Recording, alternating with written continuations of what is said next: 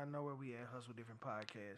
It's your boy Dave Gray, the unofficial mayor of St. Louis. We here today, man. Me and my brother Jai, man. Jai Davis in the building, sitting in with me, man. Our brother, y'all know how it is, man. Sitting over here with our bro, man, checking it out, chilling. Dog, I'm still reeling off that birthday of yours, man. Yeah. I know you done moved on, but dog, that for the fans, dog, man. Hey, that was like one that niggas still talking about. Yeah, man. For real, niggas still talking about. It was exciting, man. I didn't know it was gonna go the way it went. and the reason so was because it started raining. You know what I mean? You know, rain throws shit off sometimes. Nah, fuck that, motherfuckers was out there. Yeah. Motherfuckers was out there.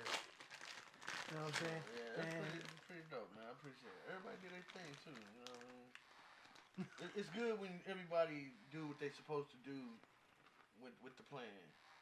Right. You know what I mean? Like that's excellent. You know what I'm saying? So yeah, that shit was dope, man.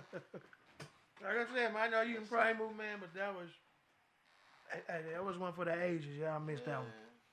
I'm gonna pay to bring that one back. We gonna do that at Roar. For real. We gonna do that at Roar. And I pay to make that happen again. That was crazy. For real. That was dog, for real. You don't understand. No, that needs to happen at Roar. That would be just that lineup though. Oh my God. Oh my God. Y'all don't understand, man. All y'all got to do is go back and check everybody live that night. You'll see the whole show. Because it was across hundreds of people's lives that night. It went across, that footage went out here.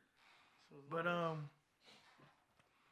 no, man, we back here, man, on Sunday. What we do, man, I guess the rainy weather got people in, man. Shout out J. Ali. Shout out Beans on the scene. Shout out Coach Ted. Shout out Shantae. Shantae in the Rhymes of Death. Shout out Judge Santone. Where you at, Judge Santone? Geo Royal. I mean, the list goes on. Shout out Rosewood, man. Rosewood out here doing big things, man. Hey, shout out Rosewood Beats. Rosewood Films out here doing big things. He got a party coming up soon, man. Y'all check that out. Man, who else, man? Shout out to my brother Marlon, man. Roy Events, man. Y'all check us out. Man, this car is out there every day. When I leave work, when I come home, when me and my wife be hanging out on the weekend, she be like, Marlon, she's so happy he out because he always got something popping. And that's a beautiful thing, man. Beautiful thing, man. Roy Events. Man, tonight. Man, yeah, we got to talk about tonight. The Art and Soul. Oh, yeah. The Art and Soul event, man. Shout out Papa Bubble. Shout out the Art and Soul event. Shout out to DT Opal. You know what I'm saying? Hustle Different Fam. You know what I'm saying? She going to be there displaying her work. All that. You know what I mean? So, most definitely going to be a great night, man. If y'all ain't doing nothing, man, get out to the Art and Soul, man, for real. It's down at the Karma Room. That's down on... It's at the same place we went to, right? No. Remember, we went on Graham. Okay, so where this at? This is on North Broadway, 1600 North Broadway. By the Roar? I guess it's down the street from Roar. For real? Yeah. Oh, I didn't know that. Yeah, that's what the address on there, right? Yeah, the address on there. That's what I'm saying. So y'all check it out. Oh, it's all over Facebook, man. It's all over why I was thinking internet, man. You know what I'm saying? Oh yeah, we gonna make that happen. I see. Got the orange lumberjack, but I ain't got the hat to match. You know what I'm saying? But I'm rocking it, man. Get the hat to match. Right. Remember rapping dude? Okay. So it's right by Roar. Basically, well, Roar, you know, a couple blocks up, but yeah. So what I'm saying, it's west of Roar. It's east of Roar. So it's the other way. Yeah, towards downtown. Oh, so it's like where because Roar's 5136. That's 1900. It's where the city used to be. What? The warehouse down that way. I think it's down that way. It's that way. Yeah. Okay. Shout out to Caesar, man, the warehouse, man, my brother, man. Shout out to my brother Caesar, man, straight up. But okay. Yeah, man, it's popping tonight, man. It's been a busy weekend, man. There was a lot of stuff going on, man. The whole weekend. Shout out to everybody who had a great event. Keep on having, this that event season. You know what I'm saying? This is the event season. So y'all get ready, man. Like I said, we're gonna have something, man. We're gonna put ready made on that too. Ready made in there. Oh yeah, man. We should do something, right? We'll talk about it. We'll talk about it. Man, that would be crazy. We should do something, man. Like you know it ain't no curfew at our spot. Yeah. We'll talk about it. Ain't no curfew at our spot. Your mood come through. Man, I'm talking, man. We could do something big too. That's what's up. John, what's that weekend between Thanksgiving and Christmas? That one little long week. Yeah. That whatever is the 18th, the 15th, the 14th, or whatever. You know what I'm saying? Because you coming out the end of November, and then you going to the end. That right there in the middle, dog. Wow. It would be crazy. I'm telling you. Yeah. We'll talk. Did we put some in the mix, man? Hell yeah. Okay. Y'all heard it right here, man. We gonna do something, man. Yeah, we can make something. Y'all don't understand how amped I am. Excuse me for chewing all the mic, but man, if y'all would have been there, and that was just like them was hors d'oeuvres. Look, them was the hors d'oeuvres. They ain't even. You get what I'm saying? Because the time constraints, it was only, you know what I'm saying? Y'all just gave like the hors d'oeuvres. You know? Like nobody even got a appetizer, no meals. You know what I'm saying? But like, you left there like, what the fuck just happened? Right. And still when it kicked it. Oh my God. Come on, man. Come on, man. Had a great time, man. Joining the 50 Club, man. How it feel, man? Oh, shit. Man, I felt... You got to realize, man. I was hanging with people in their 20s and shit when I was a teenager, so it's the same thing with me, you know what I mean? I always been... You been 50. I've been 50, yeah. Hell, we all have. Our grandmothers raised us, man. Like, you know what I'm saying? Like... We old school, man. You already knew this was coming. I feel the same, you know what I mean? Yeah, I knew it was coming, so I prepared for it, you know what I mean? Feels good. Long story short, it feels good. So turning 50, man, did you any lights come on, anything where you was like, you know, now I'm 50, man, I gotta shit. You know, I know now I got some good I got some good teachers. I've taught some good teachers that's able to teach.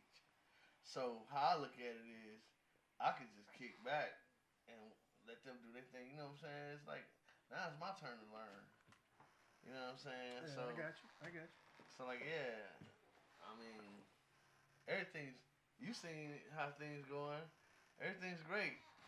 You know what I mean? Yeah, man. And I don't know if you saw my post. I posted. I don't know, about a week ago or so. I said, you know, how do you measure rich? Exactly. You know what I mean? How do you measure rich? Do you measure that based on your bank account or your life? They don't want you to know what rich really is. They want you to go by their rules and whoever they is. You know what I'm saying? So like, you either gonna go by their rules or you gonna go by your own rules. So you know what I'm saying? How I feel like we already rich. You know what I'm saying? People I get that. I'm with you 100%. Shit, we was rich. Back when we was rolling Saabs and Beamers and, you know what I mean? We've been rich. Right. So like, you know. But I'm talking about equivalent to. I mean, you got finances. And but then you got. Okay, just say this. Whatever you was making, you made money. You know what I'm saying? You make enough money to where you cover everything. You can do some, you know, extra things here and there. Right. But based on what you know, your extras might not be a 14-day trip to Paris. Right. You get what I'm saying? That may not be your extra. You know, like you might be like, what? Shit, I can just shoot out to blah, blah, blah for a couple of days and I'm good. You know what I'm saying? So it's whatever it is to you. You know, whatever it is to them, it's whatever it is to you. You know what I'm saying? Because everything about the bag. Everybody talk about the bag. We got to get the bag. We got to get the bag. Life is what you make it. You know what I mean? Like, but I'm saying the new wave is get to the bag.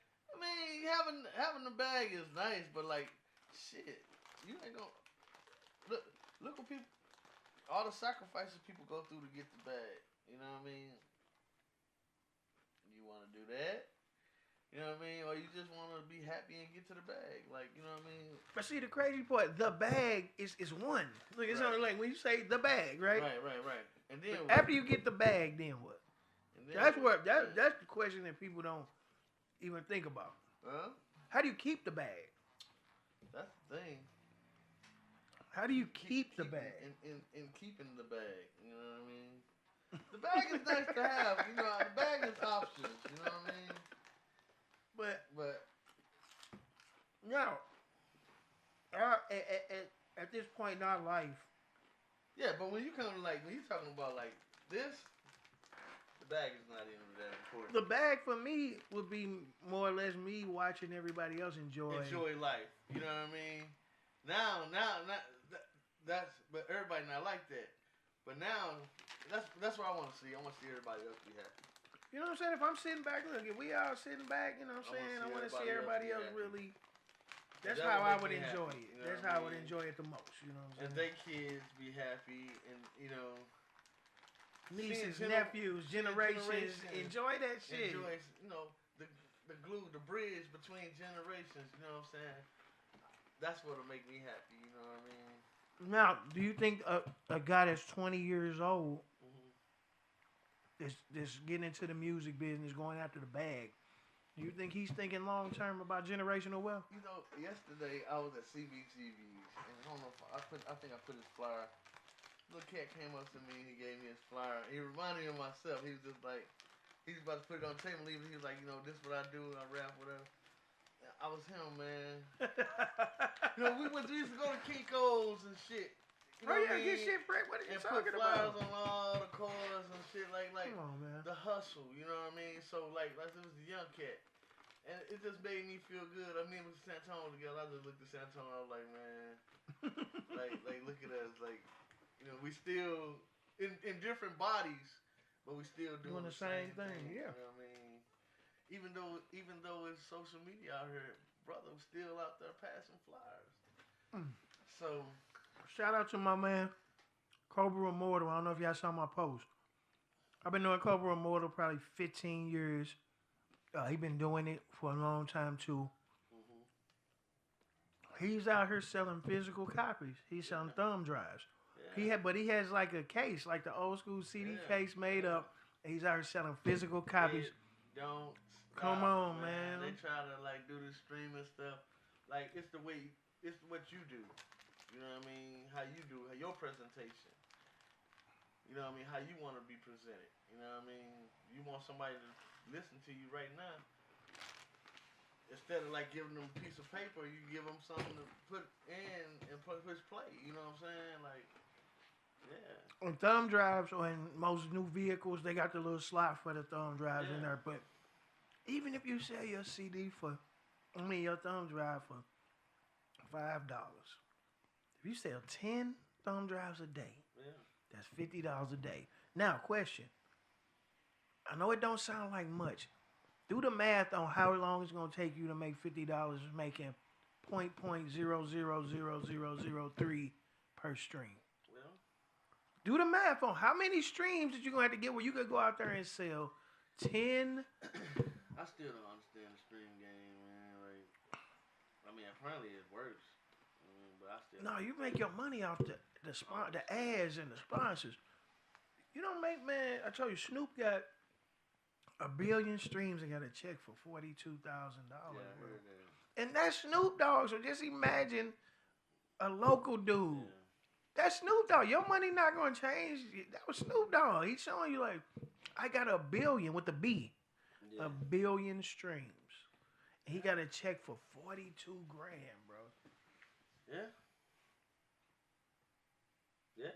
I'm just saying, so why not get back out here? Why don't we make the flea markets pop again? Look, go to the flea market, set up a little space, and all y'all get together. That's what time it is. Look, I mean, I know they won't do it, but if all the local guys got together, went in on a booth at the flea market and just straight sold just they shit there, and you got 10, 12 different groups, 15, 20 different groups in there selling they shit. Yeah, that'd be dope. Local? Man, people would just be, that would be turning on, people would just be on random. You gain new fans all the time. And that's always the plus, man, the new fans. Man, they don't, but they not going to do it. Well, What if we do it? What's What wrong if we with the open a way booth? What if around we tell the people, man? What if we open a booth in the flea And market? then they'll probably see it work, and then they'll probably do it. People like the people with ideas that actually work. Like, you know what I'm saying? Like, we go do it, and it worked. You know what I'm saying? Somebody else gonna you know what I mean? Somebody else Right. gonna want their props. You know what I mean? To see that work. You know? But we get that. You bring your thumb drive, look, play. Bring your thumb drives up there, pop your thumb, man. But they don't want to. But that hustle is gone because now they feel like they could be like it's raining outside. They ain't even got to go outside to put out music. Look, they can go in their room, their home studio, set their phone up, boom, right there. put it right then and there. You know what I'm saying? Yeah. I can't knock that neither though, because that's convenience. Right, but who was saying that? But like the mystique of music is gone. I want that back. The mystique, like who? Yeah, people don't read the credits and Nah, come on, credits. Yeah, like who made the credits? track? No. Where the sample come from? No, man, they don't care. I like that, but they can move so fast to the next thing. They're like, why am I waste time with that? Yeah, that's true. Why am I waste album cover don't even get that much props. No, the bad part is everybody just, man, I ain't gonna lie. I might get some flack, not even flack for this, but I hate AI, man. Yeah. When it comes to the covers and shit, no, I can't stand it. Everything cartoony, everything animated, you can tell that ain't you. Yeah, I'm from the days of taking the picture in the staircase, black and white, got to the point. You know what I'm saying? Yeah, AI is just like it's taking credit from people that put hard sweat in. You know what I mean? Like, so nah, I'm not with the AI shit. Some of it cracks me up. Like I saw this thing with Martin Luther King talking about the folks. It's funny, but like they taking away the. But that's what they trying to do. See what they want to do is. So what happens now is that when the future generations research that shit, they come across. It's gonna take them so hard to get to the real shit. Yeah, they fuck. You get what I'm saying, though? But the middle can be wiped away if the ancestors and the people really connect. All that middle shit won't even matter. Just imagine if the 21-year-olds and the ancestors connect, and they really connect. I mean, it'd be some power. It's gonna take some powerful shit. But that would be some crazy, No, it'll erase all the bullshit. Yeah. You know what I'm saying? Like, because they want it all separate. You said it yourself. The show. Those are 3 generations. Nobody can't do a show where it's 3 generations in the same keep show. The same attention Through the whole motherfucking show. Through the whole shit. So imagine if the 21-year-olds and the ancestors connect. Feel what I'm saying? I'm with you. If the ancestors and the 21-year-olds connect, all this, all them phones, how the phones change, all that shit won't even matter. Nope. It'll be straight to the source. Yeah, because that would be as one then. You know what I mean? And that's where I feel like we need to get. Fuck all this technology, fuck all this AI and all this other shit. If we get the ancestors to connect with the youth, nothing else will matter to me. Right, but see the whole fucked up part is like you said, that right there in the middle. That middle motherfucker. Fuck it up. The cracker. That's where it go from the pure. 89, hey, look, that's where it go from pure to stepped on to what hit the street. Yeah, like I was. Excuse my terminology. No, but I don't do too much of shit. People think I just live the most fucking exciting life. But like I be watching YouTube. I be at the crib watching YouTube, fucking burning candles and incense and shit. So I be watching YouTube and I saw this thing on YouTube about the 30s and about like the Great Depression and I'm watching this shit and I'm like. Motherfuckers don't even understand how good they got it, man. You know what I mean? Like, yeah, motherfuckers don't understand how good they got it, man. It's like, I'm watching. Testing. Hey, these mic. Oh, there we go. These levels look kind of low. We Yeah. good. We good. And all the different things, the foods, the commercials, how everything changed and evolved. Propaganda, all of that. You know, motherfuckers don't understand how good they got it right now, man. They really don't, man. That's why I was, you know, just go with everybody. Just going with the flow, I guess. You know. That's just where we at with it. Yeah, you know what I mean. But I mean, the youth, the youth, and like you said, the youth and the ancestors. Man, That would be that would be something. they wanted us to forget all about that and shit.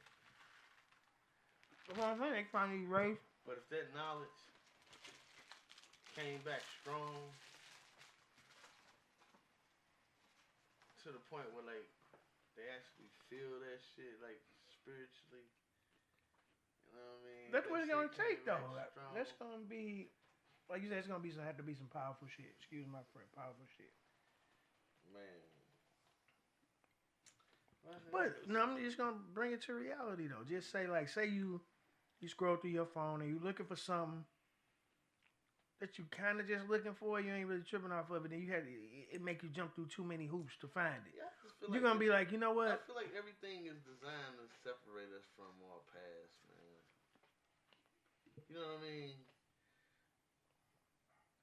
All the flukes and everything, I feel like it's all designed to separate us from our past, man. The more we can separate the grandfather from the grandson, and that's why I say it was good.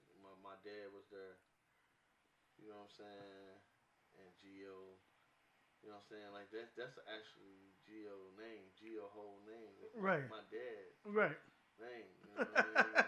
That's what he said. Yeah, he said that. Whole name, like you know, and his father played with Ike and Tina Turner. You know what I mean? So like, it's just, and it's about family and unity. You know, everything's so spread out. They like it when niggas doing a concert and it's a shootout. You know? Yeah, that's what get all the views. You know, like it's stupid, man. That's what get all the views. You know, it's sad. Santone in the building. Santone in the building, man. Committee in the building, baby. We about unity. Everybody come together. You know what I'm saying? Can you imagine if like North Side, South Side, West Come Side on, came man. together? Oh man. my God. You know what I mean? It would be undeniable at that point. But we with the shits. We were making it happen. You know, we with helping making it happen. Right, because we are actually bringing those demographics together just within our clique. Because these are all different. We even got the East in the squad. Look, we even got the East in the squad. You know what I'm saying? We can make it happen. Everybody want to be separate. That's on them. No. We can bring everybody together, man. No, we can get it together, man. Get it together. Man, we got again Judge Santone in the building, a.k.a. Sauce Gang. Phone down for 5 seconds, man. What, baby boy, you alright? Hey, man, I'm back, man. We back. Come on, man. Come on. You grab whichever chair you want, man. Back, man. Who phone is this? That's the house phone. That's the house phone. We back, man. We in the building, man. Come on, man. We got Santone in the building. Judge Santone in the building, man. Hold on, man. Let me make sure we get The gavel, man.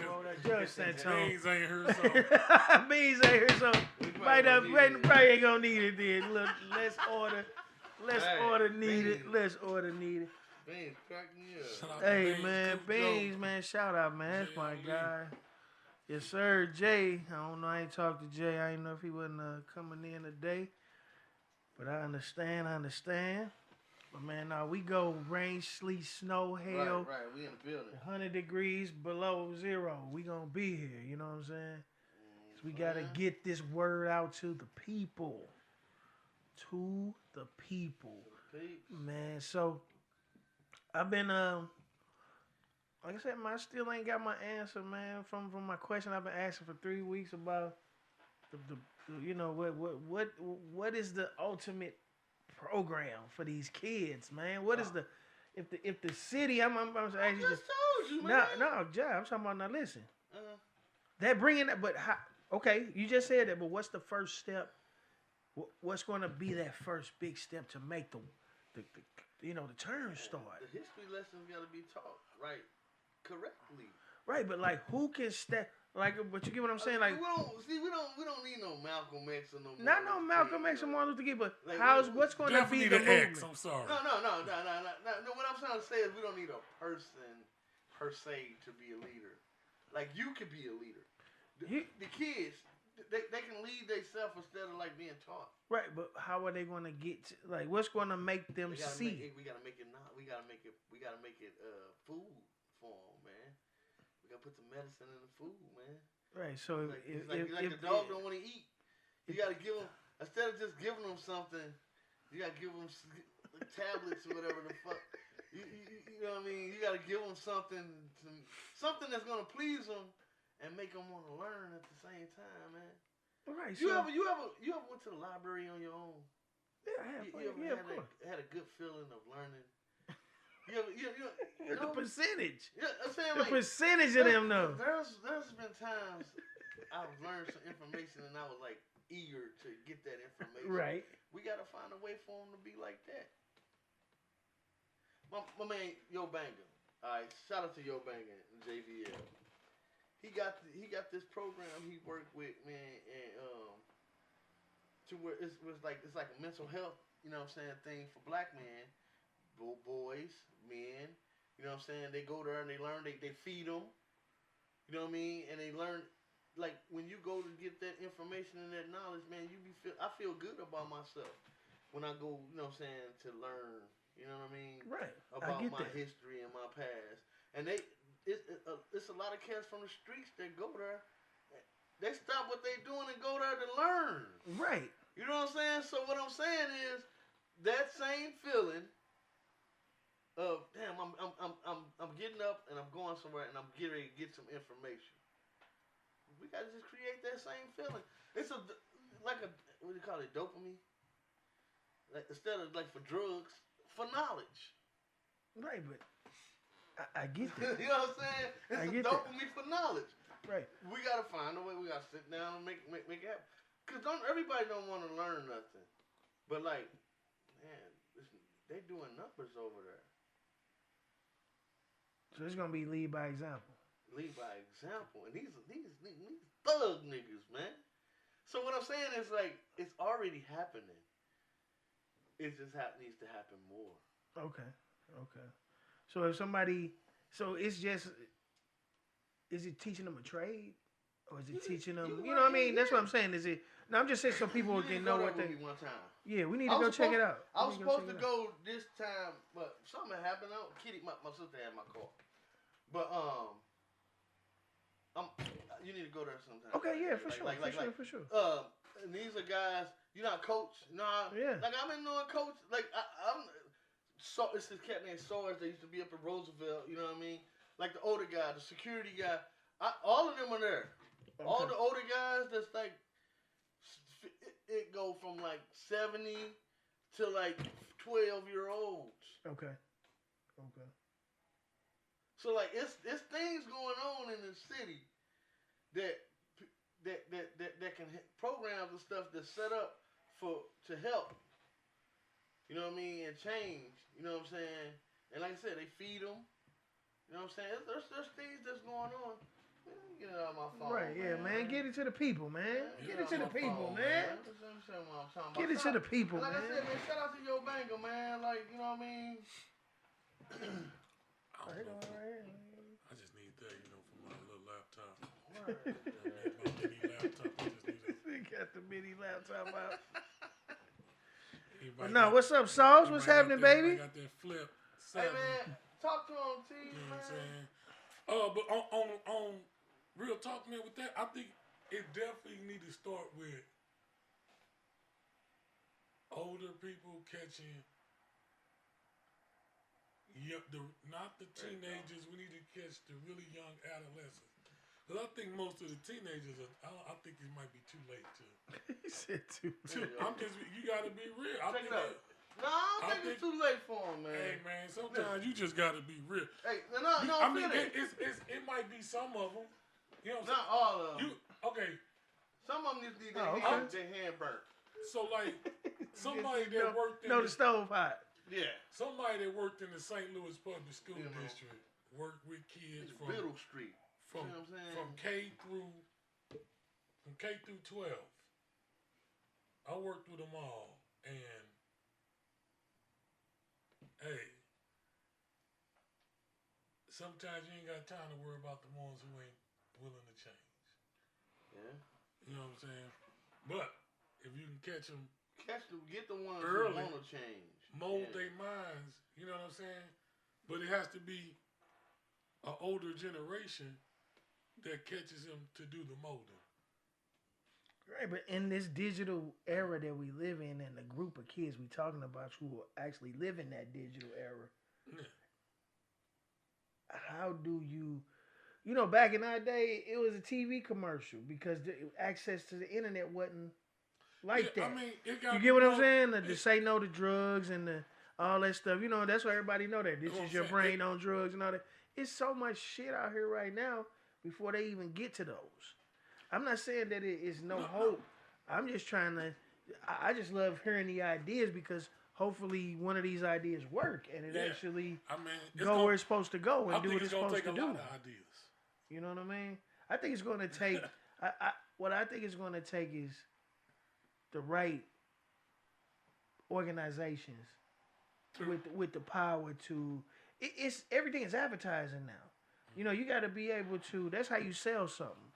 That's what a commercial. Let me for. see that post too that you just showed. You hear me? Well, yeah. That's what a commercial for. You selling it. You know what I'm saying? So you got to be able to sell these kids something that you possibly. Let me share it right quick. Yep, share it to everybody, man. Share it with everybody.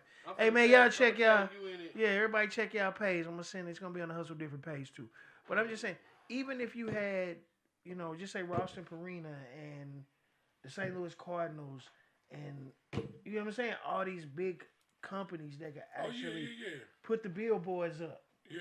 You get what I'm saying? Put the billboards up.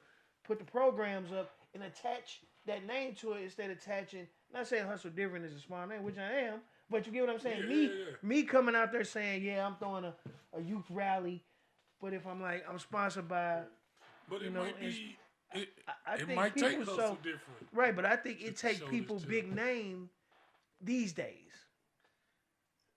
Like what we looking for, we already have. Like you said, you still didn't get the answer. Like the Matrix, the answer is the question.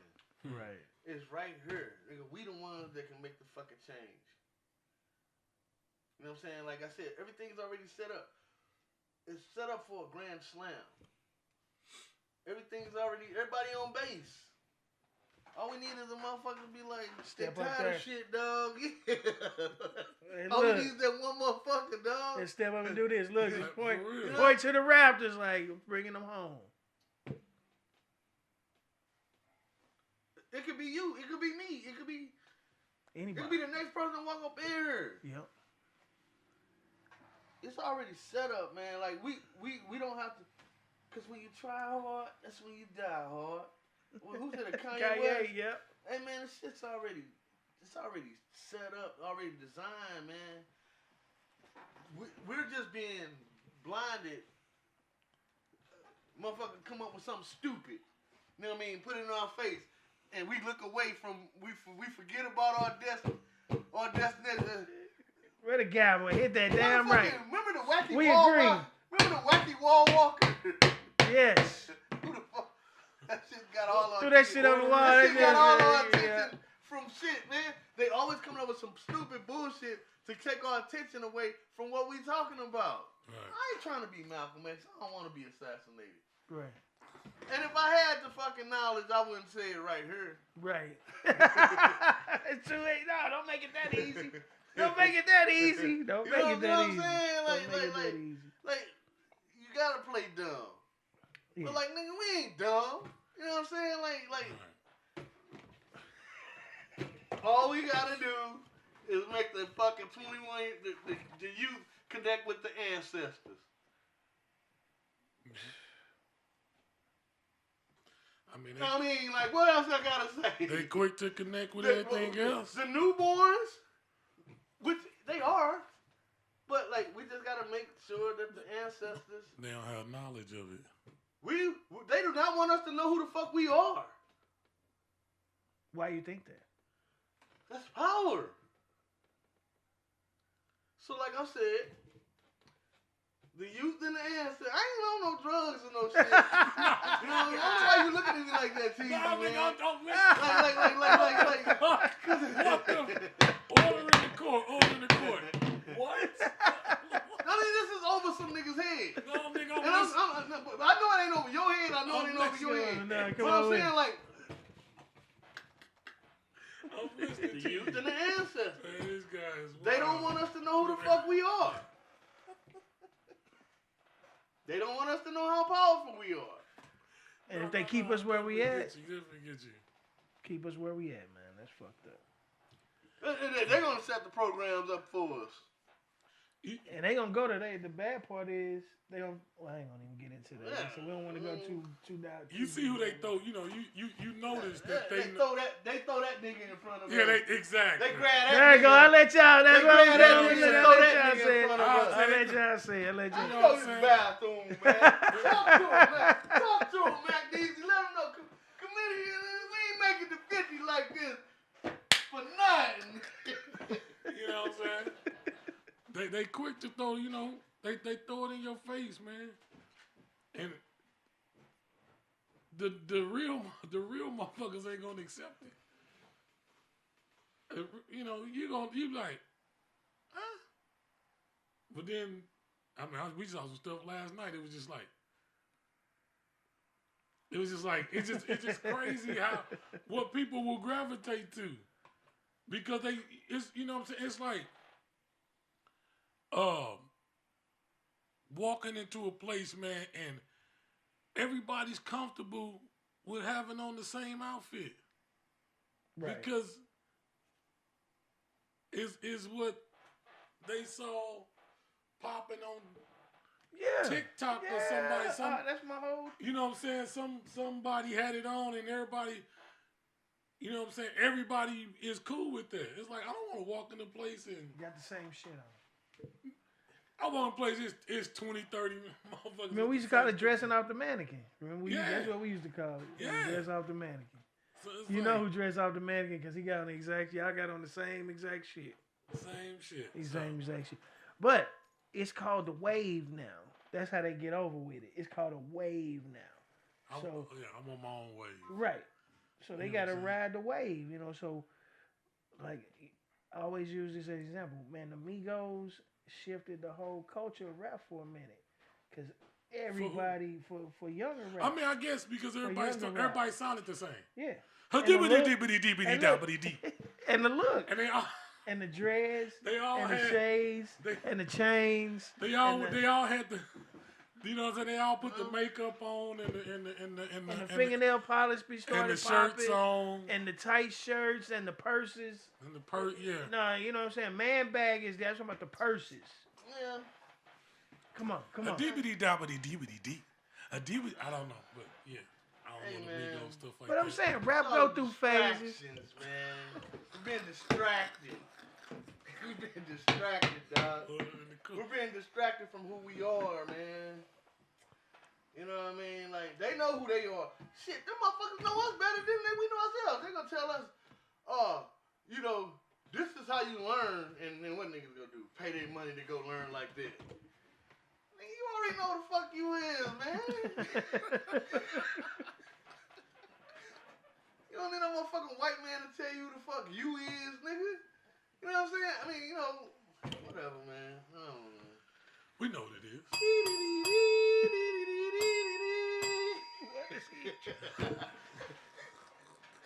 I don't know what's popping today, y'all. We here. Straight up, man. We in the Matrix, John man. Davis Hustle Santone in the Different building, man. Y'all Podcast, know man. what We it up here is, with man. Greg Come on, man. And Davis, Come man, in on, general. man. Come on.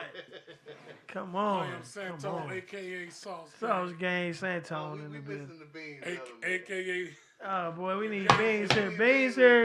It's too It's serious. Beans. Man, Beans, where you at, man? Beans, Beans, if you man. watching, call in, man. Call in and holler at us, man. Straight up. If you watching, bro. Straight up, though, man. But no, I just, I do this. You know, like I said, the whole premise of Hustle Different is, you know what I'm saying? Motherfuckers have it fucked up. Yeah. I think that was dude in the sound. Oh, I'm like, damn, I heard that shit too. Yeah, But you know, just take that hustle, you know what I'm saying, and do it something where you ain't gotta look over your shoulder, man. Something you can live on forever. Oh you know yeah, what I'm for saying? sure. That's what I did, man. I you know, people that know me, and I just said, you know, man, it's only so many bullets you can duck and dodge. When you realize, until you realize that you're dodging bullets. So that'd be the problem too. Some people don't understand the bullets that they barely be dodging. They really don't know how serious it was, and it was super serious. And It's cool. You know what I'm saying? Look, It was cool. It was really cool, man. You know what I'm saying? Don't understand the bullet they just dodged, and then when you realize it, you like, fuck. I remember mine. You know what I'm saying? I don't want to talk about it, but like, I dodged the bullet. You know what I'm saying? And sometimes when you think that, you might think that the bullet is better for you, but it's really hurting you. You know what I mean? No, nobody want to talk about. All right, I see what you're hit talking me about with it. now. Hit me with it. So like the bullet, Hit me with it. you might be like, Hold on, let me show you. I love this. I can't even I flip love my camera, this. man. It's You know, it's do not it good again. for Might be you. a glutton for the pain. people. Yeah, I love this. I love this. So you Man, might take be a the fucking person. knife out and throw the motherfucker down. So, you know, some people want the knife. That's what I'm saying. Some people want the They knife. want the knife. Or the bullet or the knife or whatever. They want it. You know what I mean? Yeah. Yeah. But sometimes. They call that being a glutton for punishment. Yeah. And it's people like that. Yeah. Hell, you can blindly be like that. I was like that. Blind. I think everybody go through that at some point. You You know? know what I'm saying? But hindsight, you're like, God damn, I was hurting myself. Yeah. That's true. You know? But see, that's the thing though. When you realize some people don't even look back. Yeah. Some shit is blind. Yeah, that's what I say, man. I always tell people, especially younger people, always look in the mirror. Yeah. You know what I'm saying? Because some people are afraid to look in the mirror. I was one of them people for a minute. You know. Hey man, listen, man. I you know how I just did it like that. Like I accidentally touched my nose. Like I accidentally touched my nose. You know what I'm talking about? Breaking stuff down. You know what I mean? But I never like. Right, you know what I'm saying? right. Oh, yeah. But like, you still like, you don't know until you know. Like you 14, 15 years old. Like you just doing what you're doing. Going through you the know motions. what I mean? You just doing. You 14, 15. You don't know. Because you looking at the shoes. You looking at the jacket. You know what I mean? Like I said, they get the stick to get your jacket down. You know what I mean? You just looking at materialistic shit. Right. But you got grown motherfuckers that's addicted to materialistic shit, and they telling you, the kids that, no, fuck all that. This is what it's about. You know what I mean? So what is the kid? The kid got to look inside, look at yourself, and realize fuck what that motherfucker talking about, and look and realize what you got to do for yourself. Fuck what's good to them. But the only reason why they saying it's good because it sells. It's marketable. You know what I mean? But they know good and damn well they're not addicted to no motherfucking materialistic shit. But their product, you know. You are taught that. It's propaganda. Yeah. Dude, we were taught that. Yeah. Like I said before, I always say I go back to what I said before. You were what your mama bought you until you saw fashion, however you saw it. Mm-hmm. Whether you saw it on TV, whether you saw you saw somebody walking down the street like, you ain't know what fresh and dope and all that shit. Well, you was like, that shit look good. You know, whatever he doing, that shit look good. They was down with BMF. I ain't gonna say no names. Oh shit. No, but look. Oh shit. Hey. But look, we went to Grant disclaimer. Miller. The disclaimer. The views of us are different. And I never, dude, there was a prize. Do y'all remember a prize shoes called Jump? Yeah. Dude, I never seen them before in my life. Dudes go down to Gus and get them right. He had everybody in the fucking neighborhood on the south side wearing those shoes, dog. Right, just because them motherfuckers was righteous. Dog, I remember being in 5th grade, fam. That's some powerful shit. Going to Frable. That's what I said. Going to Frable. And this classmate, now mind you, we in 5th grade, bro. 5th grade. Dude come to school, Cleveland Indians hat. Rap. I had just got a Cleveland Indians starter. Yes, sir. I had the red, white, and blue Nikes. The Georgetown starter or the Oakland A's. My man had the first hat I seen with the writing on the side. When we put the letter, he had the Ice-T slogan. What was the fuck Ice-T song back then? What the fuck was that song that come to me? But anyway, he had it on the side of the hat. And I was like, that nigga there did it. Damn. Crazy story. I was like, fam, what you want for that hat right now? You was finna keep bought it off of him. I bought it off of him. 5th grade. I bought it off of him because I just had the outfit. That was crazy. It was my outfit. I bought it from him. See? Cleveland Indians hat, dog. That Oakland A's was hard to that green and yellow. Yeah, that was my thing. That was dope. Come on, Listen, man. nigga, I got kicked out of school. Conseco, because I had on Raiders and fucking Los Angeles Kings outfit. Oh man, they kicked me out. They kicked me out of Grant. Called my mom, was like, he's on his way home. He everybody's wearing Los Angeles Kings and Raiders because of him. Nigga, what? I got in trouble because I was wearing Los Angeles Kings and Raiders. I remember we was on that. Oakland Raiders, dog. And then the coach, DJ Southside Raiders. The quick shit, yeah, DJ Quick. The long, remember they had the long starters. Yeah, that's turned out, dog. The long starters that came out with the 3/4 boy. The 3/4 boy. So what I did was, I took it off the hat and sold it on a jacket I got from Goodwill or some shit. Yes, sir. You know what I mean? So made your own shit. Nigga, I came to school with that motherfucker. And motherfucker killed was it. Like, oh, he hurt the game. Nigga, I stood up sewing that shit up, dog. Yeah. Needs to understand that part. Needs to understand that part. You know what I mean? Fashion, but that go to show you how big fashion is a thing. Yeah. So whatever we gotta do for these kids, for one, it gotta be fashionable. It gotta be. It gotta be something. It gotta be fashionable. You know what I'm saying? Gotta be fashionable. You know what I'm saying? But we all. Hey, it's a question I want to ask. Like, what was your first shoe? What was the first memory of your shoe game where you was like, you know, I gotta get those. Nigga, British Knights. No, so the first pair, Tone, like that you saw. Like, what's your Dope Man Nikes. When you saw them, you was like, oh yeah. Dope Man Nikes. Dope Man Nikes. That's what I'm talking about. That's around the time when I had put the soul thing on the jacket. I had the black and white Dope Man Nikes. Dope Man Nikes was. Nigga came. I had the green boys. I used to wear with my khaki dickies with the Oakland A's green and yellow hat. Because I couldn't wear the blue ones or the red ones. My mama wouldn't buy me the blue ones or the red ones. But I ain't gonna lie, man. She said I couldn't have the blue ones or the red ones. The British Knights had my mind going crazy. The British Knights was hard back in the day. You don't That was your that was your first. That was the ones that made you be like, oh my God, Troops and British Knights and Troops. Oh my God, man. With the Troop jacket. Yeah. Woo! And the 8-ball jackets and all that shit back then was crazy. I remember.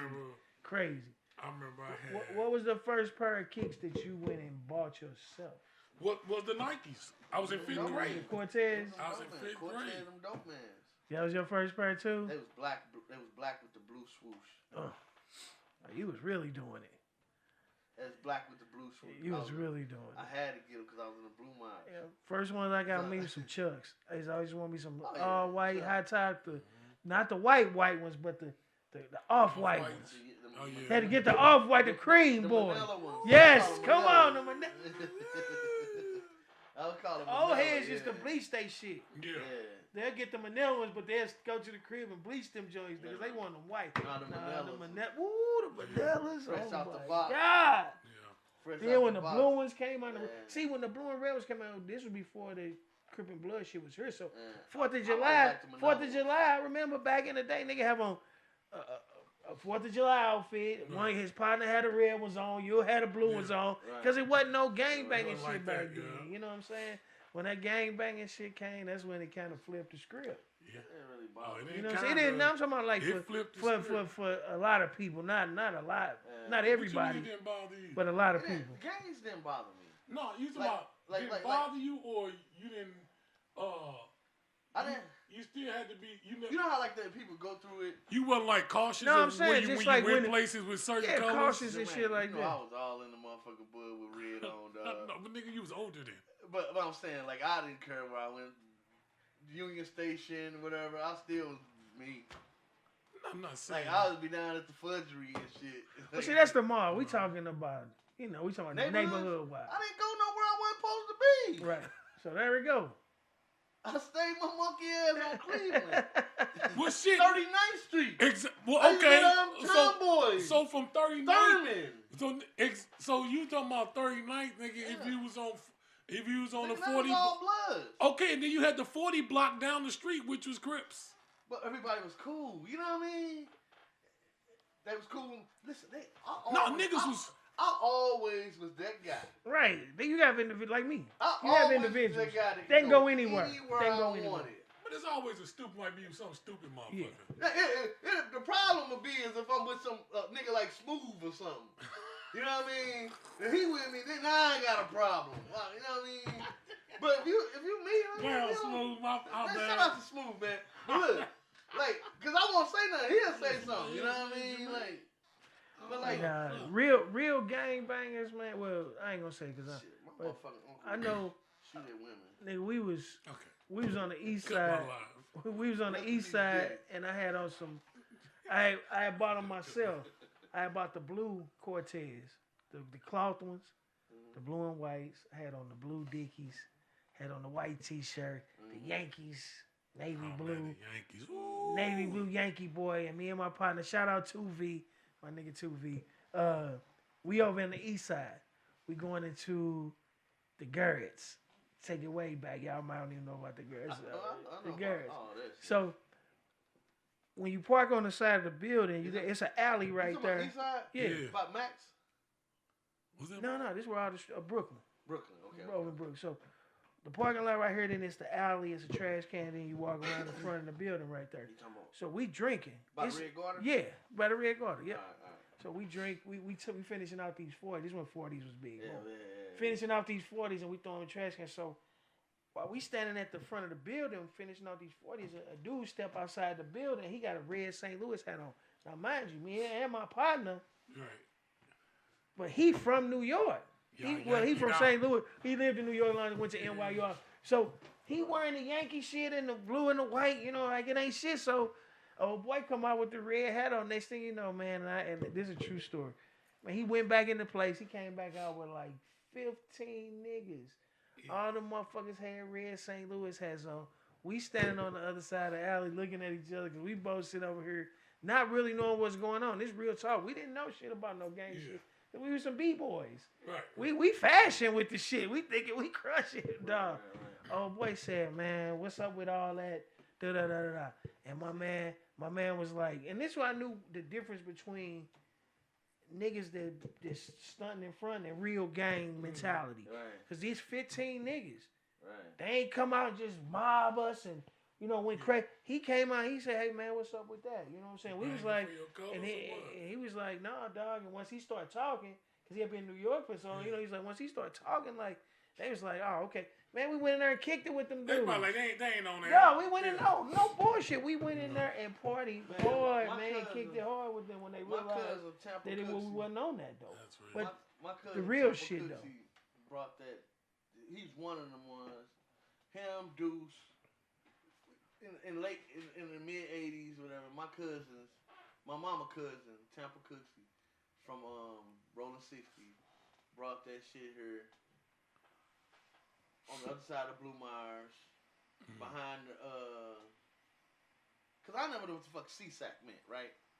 Like behind the vet hospital. Mm-hmm. Anyway, that neighborhood, that's where they was from. Oh yeah. Man. And he used to be like Tasha, my older sister. Happy birthday to Tasha. Happy birthday. He used to be like me Shout and out Tasha. Tasha. Me and Tasha would go hang with him. You know what I mean? So he'd be like, "Oh, Tammy, they just gonna go with me. We finna go CSAC, right?"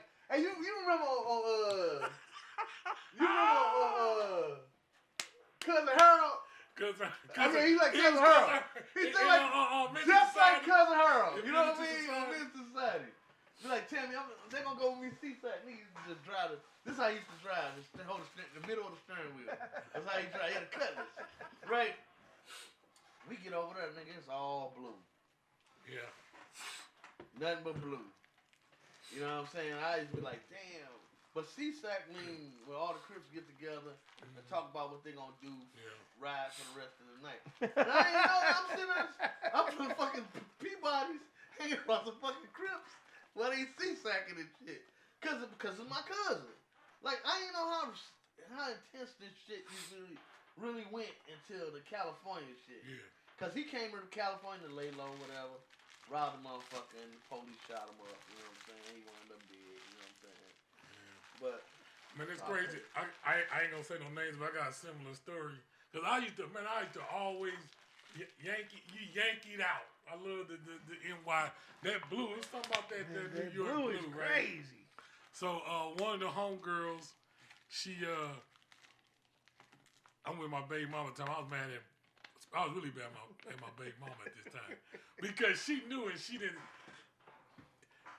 She knew, but I guess it wasn't on her mind like that. So long story short, so I'm yanking out, and she like, our childhood friend just moved to the South Side with her guy. They finna get married. Do you want to go see their crib?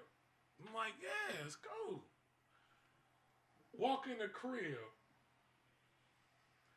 It's nothing but red. Oh yeah, you told me. I can't say no names, but a well-known blood figure crib I just walked into. Yankee hat. It looked like I'm cripped out. I'm like, this a hit. I thought it was a setup. Yeah. I was like, oh, this is it. You know what I'm saying? They got me. This is it. Bro, I sit there and nobody said, it was like, what's up, you know, everybody doing? I sit down, this one dude, it's one guy, flipping out on me. We ain't doing that up in her blood.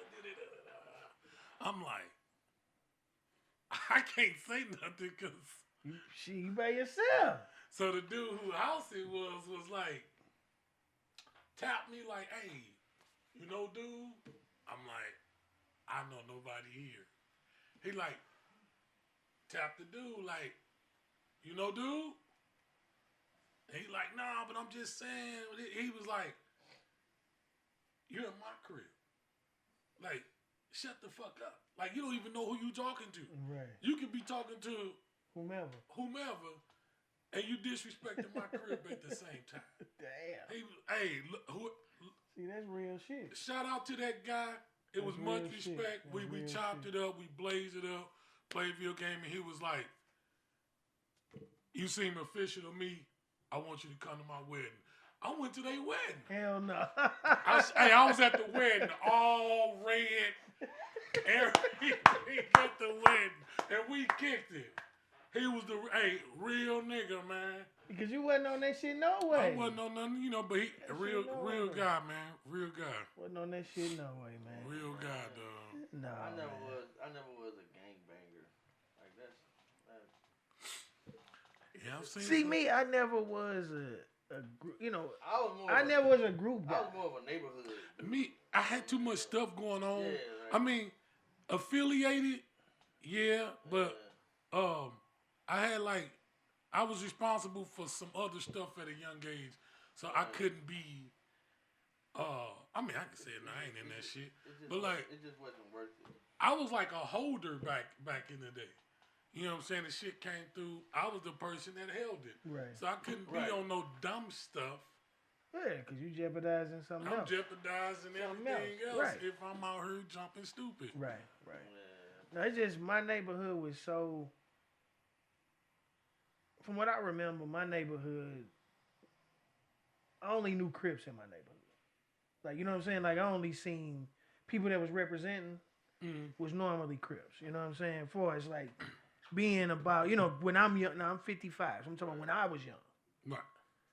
Because I didn't even, in my neighborhood, when I went outside of my neighborhood, I wasn't looking for that. Because normally I'm going to visit somebody, going out to, my people house that ain't even on that. It was money and chicks. It was other shit going on. You know what I'm saying? I fought with regular niggas. I fought with niggas. You go visit a little chick over there on their street, and it's daytime when you get over there. But you sit over there, mama, hey, you eat dinner. Hey, look. Hey, look. Came out of hey, wait, look. I gotta catch that last bus. That motherfucker running at 9:48. Hey, look. You gotta catch that last bus, bro. Hey, listen. Hey, you talking about somebody else. Remember Ice Cube came out But with you had to fight all them niggas. Hey, look, you come out. Ice Cube came out with that song that Once Upon a Time in the projects. Yeah. That shit was real life for me. You had to have it, bro. And JBL. I'm coming from Blue Mars. Right. In 89. It was a war zone, right? My mama moved us into the last bus talk is crazy. Yeah, that last bus. You know what I'm talking about? Cause even her mama be looking like, hey, you know that? Cause I ain't taking. Look, basically said I ain't taking your ass home. Look, hey, ass ain't staying here, motherfucker. Yeah. Hey, after this movie go off, you think it might be time for you? All you gotta do is act. All you got to do is act like you leaving and go catch the bus. Come back in the window. Oh my God, kids don't listen to. Listen to me well. Get connected to your ancestors. That's how you connect with your ancestors. That's one of the tips your ancestors go get. Connect with your ancestors. Get tips like that. Keep close to your ancestors, baby. Nah, but close listen. to God. But I'm saying but for real though, camera. I only fight with neighborhood guys, and I always had problem with frat guys because when we used to go to the step shows and we wasn't frat guys, it seemed like they used to be like, they like them our girls. We used to be like, oh damn, and we got followed to the car one time. It was like it was about 30 of them motherfuckers, man. We had to fight them motherfuckers. Damn, nigga told you them more girls. Yeah. Shut your ass up. Cause they was in the sorority, the sister sorority. They were our girls. We was like, what? Damn, nigga told you them more girls. Them our girls, man. Who that? Keita. What's he say? Look at the last line. I'm looking for the who Mustafa? Tell him Mustafa ain't here. Everybody on Mustafa. Inside joke going on here. Inside. Nah, but I just was never a group guy, man. You know what I'm saying? And there's no problem. Hey, look, some of my best partners in fraternities and all that, man. Hey, I had no problem with it. You know what I'm saying? I just. Okay, yeah. He tell happy birthday to you. Yeah. Oh, right on, man. It's still his birthday. His birthday. I told you. That's how we kicked the show off. Talking about that birthday party, man. Y'all killed. Man, I told me we was talking earlier. Whoever's watching earlier heard us, man. We got to put that together again, man. That was. Told you, dog. That was. You heard Beans. Beans was like, man, he couldn't get enough. Excited. What up, Cuzzo? Yeah, man, that was enough. It was a dope show. Yeah, hold on. Wait. Talk about man. When the Boys and Cognac dropping, man? The title track is out now. Go check it out. It's everywhere. Break the album down, man. You gotta play something today, dog. Boys and Cognac. I ain't gonna let you leave without playing something today, man. Boys and Cognac is on all platforms. Go check it out. Oh shit. What do you mean? What you trying to? You gotta play a song or two, man. You really want that? I've been trying to hold off. Let Dave read, man. There you go. I can only play Gray, the exclusive what we just did. Yeah, we gonna got yeah. We're gonna check out the new joint, Boys and Cognac. That's the title track to the album. Obviously 40 Ball is out. Just dropped one with my JPR. Perfect Strangers Cat. Yeah, where can they find it at, bro? Everywhere, bro. Where can they find it at? Bars and Cognac is everywhere. Okay. You can look it up right now. What name? It's up under Santone. This is Apple. AKA Sauce Gang. Apple, YouTube, okay. Spotify. Okay. It's everywhere. Bars and Cognac. It's everywhere. My Santone. You can find it anywhere. Anywhere and They everywhere. says I'm live, baby. You on TikTok? Geezer's on TikTok. All right. I'm on TikTok live right now. I think I got kicked off Facebook, so I'm on TikTok live. So my TikTok people, Bars and Cognac, it's everywhere. What else? Yeah, I'm old, man. So you can go check out the 40 Ball, Too Old to Rap. That's what they say. Oh, hell no. You know, but come on, man. But I still get to the end. Facebook for the elderly. That's what I heard, too. Hey, they be on us about that Facebook, man. You know this fool. Who said Facebook for the elderly? It is. Who said that, man? DJ Snooki. Snooki? DJ Snooki, you don't know who that is? Oh, my God. Hey, DJ Snooki. I'm for the elderly. Nigga, I know who you are fucking with me. I don't know how Ja don't know. Nigga, that's L, man. Lawrence? Oh, okay. Yeah. He gonna type it on there.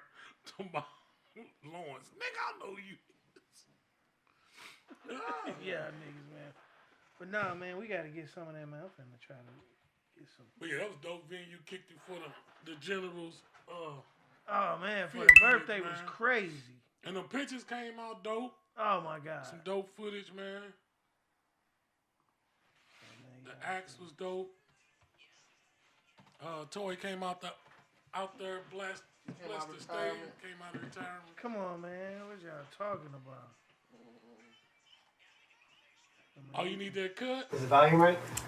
Yeah, sounds right. Finna get it up here. Hey, man. For all y'all out there checking it out, man, we finna get into this Boys and Cognac, our brother. Right. Turn the music up just a little bit. Yeah, that's good. Check. I'm just contemplating bars on this grandma twisted. They say the bar's too far to reach, or is it? Let's see. We got LCs and BMPs. We Midwest Avengers. Out of towners ain't seeing me. I introduce them to my lifestyle. Now it can get crucial. We've been here for a while. The lingo is harsh, but it's still poetic. Much respect, track vandals still just playing where the vet is. Wet is what you might get disrespecting. Keep your head on the swivel. Only hotels I check in. Sexing. I brought the sauce, I reckon. Flexing. You not the boss, next contestant. Soft as fluorescent. The fraud confessing. A loss is a lesson. Y'all got the message. Y'all gon' respect it. Check it. When the dogs in the section, protect your necklace. I'm just spitting these bars. I'm sipping on my cognac. On my grown man. I left my youngest with the backpack. AC, you don't understand. If you ain't never lived that. Okay. Just recite these bars. Grab a fifth of the cognac. Okay. Oh man, is this bottle empty already? And let me grab another bottle of that Grand Marnier. You feel me? Trying to get lit. Okay. Your favorite rapper can't see me with bifocals and flashlights. I don't make a move unless I feel that the money right. Crazy. Stripper said the same thing last night. Now she in the kitchen chopping lettuce, flipping egg whites. Ass nice. Now tell me who is ass nice when JPR brewing. We can serve the whole flight on site. No hitters, dim your dome lights. V8 on chrome pipes. Dome under the moonlight. Never assume right. Playing the fool might get you to see if it's cool what they move like. Streets will dish you like food for a smooth price. Into the belly of the beast, no spoon or knife. Ain't get it the first time, do it to him twice. I wasted my time trying to give you advice. Oh, that's right. Hey, revert to my first line if you don't think I'm nice. I'm just spitting these bars, sipping on my cognac. I left my youngest with the backpacks. They see you don't understand if you ain't never lived there. Okay. Just recite these bars. Grab a fifth of the cognac. Okay. Oh yeah, hold on. We got. Come around the back. Come around the back. That's my guest, Mr. Bay. He is here. Oh, he's fucking with that sound man back there fucking with that? Oh yeah, he back there jamming. What you talking about? Back there jamming. One. You see what I'm saying? That classic hip hop. See, that's what he talking about. That's what we trying to do here. That's that sound, man. That's what we trying to do here, man. That classic hip hop, man. That classic hip hop. I thought maybe you had one. I was gonna stop. We can go 7-Eleven around the corner. Let's do that. He said, "Let's do that." Hippity hip skip. G.O. Hey, what's going on, man? Hey, man, this is my brother. What's up, brother? Dan? What's going How on, you doing, friend? sir? You ready to make this ride? Set tone. Okay. Oh, man. I thought y'all. G over there. Let's get out. That's all right. Come on, man. Come on. We are here, man. We are here. My guy's finna take a quick intermission. Why is this up on my show right here? Right on, man. One day at a time. Absolutely. Number one way. All right, well, hey, we are back, man, and it's all good, man. My guest is here. Mr. Bay is in the building. You got somebody with you? Somebody coming up? No. I was just looking at the promotion over there for the fight. Oh yeah, okay, yeah, oh yeah. So what's going on, sir? Man, everything all right. We're here, man. We're here. All my cameras are live, and we Facebook live all around, YouTube live too. We're here, man. You came in. Introduce yourself to the people. Come on, man. Come on. Well, my name is Deron Collins Bay. Currently, I'm the president of Uchima Community Development Corporation and Black Family Land Trust. Been all through the city doing many different things. Always been about the people, trying to empower us, trying to educate us, trying to get us where we need to be. You know what I'm saying? Not where we want to be, where we need to be. Because some of us want to be somewhere we don't need to be. I heard that. So earlier today, we were talking about all the programs that's going on for the youth, for the younger guys. Trying to get them to stop doing what they're doing and do the right thing. The percentage that are, and my man was saying there are programs, but as far as the effectiveness and the percentage of kids that they can actually reach. If you had a blank check, this is the question. If the city or the state gave you a blank check to start a program that you really believe in your heart that will impact and curve, start to turn, what would that program be? That's kind of hard to say because I'm a firm believer that sometimes you don't have to reinvent the wheel. You just got to put air in the tires. You know what I'm saying? And, a lot of times we come out and we're not satisfied with what we think an organization is doing, but we've never been there to see what it takes to do what they are doing. Right, got you. And no one can be everything. So honestly, I would start a transportation program. Okay. Give me enough vehicles to move these young brothers and sisters around to the various programs they need to be in. Okay. Because I heard that. Yeah, somebody might need to be down at 12th and Park for a little while till they get their anger issues under control. Then you take from 12th and Park over to Fathers and Family Support Center. Yeah, I hear that. Or out to Harambe or over there with my main man, Mike. Oh man, wow. Going blanco. Yeah. It's gonna come. I'm trying to think of all these, but Dream Builders for Equity. You know what I'm saying? Okay. And I mean that's an outstanding program. Okay. But developing the interest in being better young brothers and better young sisters, developing the interest in them believing in themselves, knowing that life is different than what they perceive, that life can be better. That's where the real struggle comes in at. Because I know plenty that went to these programs, but when they come out, they still got to go back to the hood. And the mindset in the hood is not the same mindset they had in the program. And the predominant mindset wins. Of course. You know what I'm saying? I mean, some of us that overcome the predominant mindset, but for the most part, the predominant mindset wins. You know, and until we get to that 95 to 5 ratio, and what I mean by that, 95% of our young brothers and sisters and a lot of our adults as well believe and are working towards being better, we're going to always be where we at now. You know, I've met so many brothers, man. I mean, sharp young brothers, self-taught coding, self-taught city planning. You know, just they don't realize they got city planning under their belts, but they do. Right. You know, inventory control, man. Look, so many people know inventory control and don't realize, you know, when you got to keep up with all your personal belongings and they scattered all over the place. You know, when you hustling and you got to make sure you're making your profit, you know, it's inventory control. You know what I'm saying? Whether it's legit or illegitimate hustling, I don't care. Inventory control is still involved. Right. You know what I'm saying? Making sure that, you know, your podcast is better than the next podcast so you can get funders behind you, sponsors to buy into it. Inventory control. You know, right now, I'm part of your inventory. You know what I'm saying? You selling me to the public. You know what I'm saying? You trying to get interested in the podcast that aren't already interested. Right. You know what I'm saying? Right. Because No, that's what we got to do. every guest brings the potential to into a new market. Yes, sir. For you know, and same thing with our young brothers and sisters. You know, it's just they have to know that they can afford to believe in these programs, and that's where the problem comes in.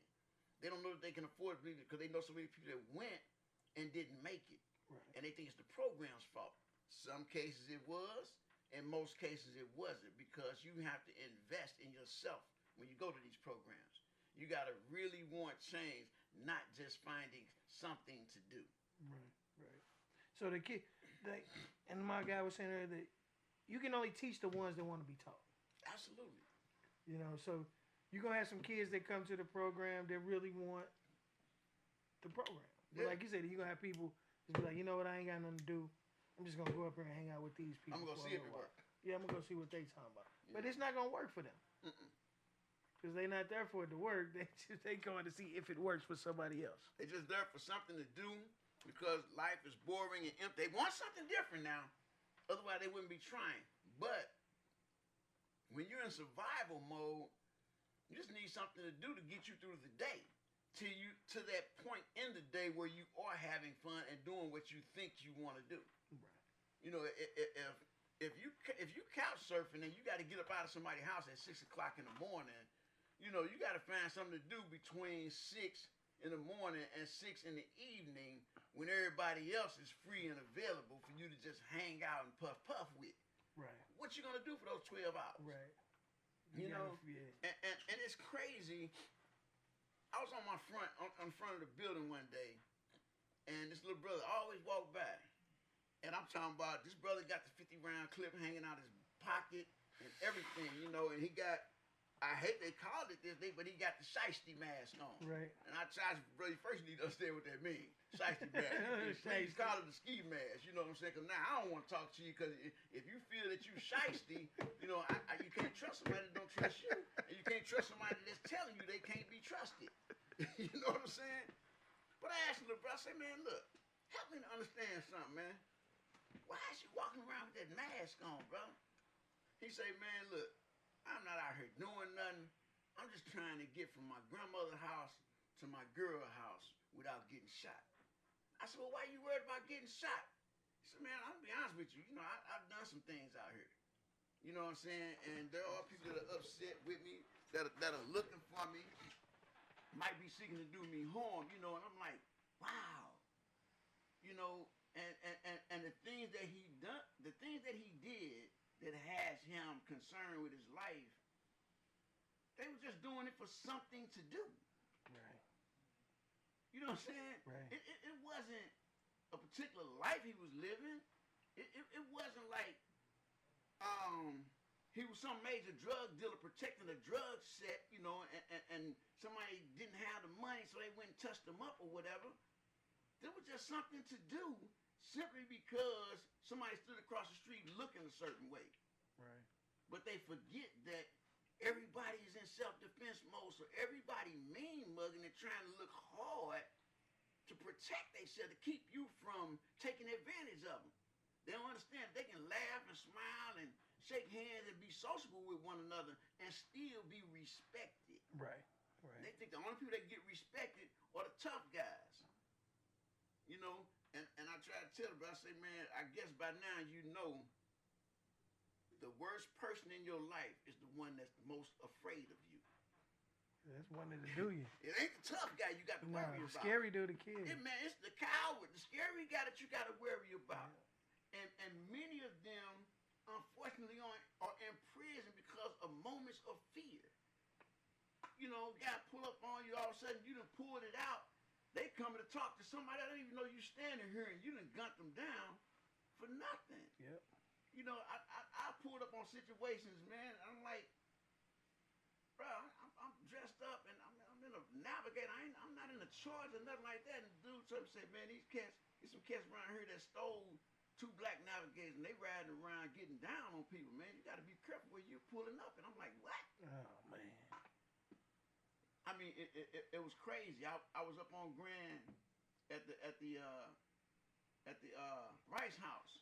It's not called that, but I think it's Harold's right there near I guess Beam Street. You know, right across the street from the park. And you know, I've been out here, so I'm always prepared. I always try to position myself for safety. And these young brothers pulled up. And they parked in front of me, but they trying to park as close to the door as possible. So they keep bagging up to the front of my vehicle. And I'm trying to leave myself enough room where if it go down, I can just pull straight out. I can get out. So he kept bagging up on me, and I jumped out my truck.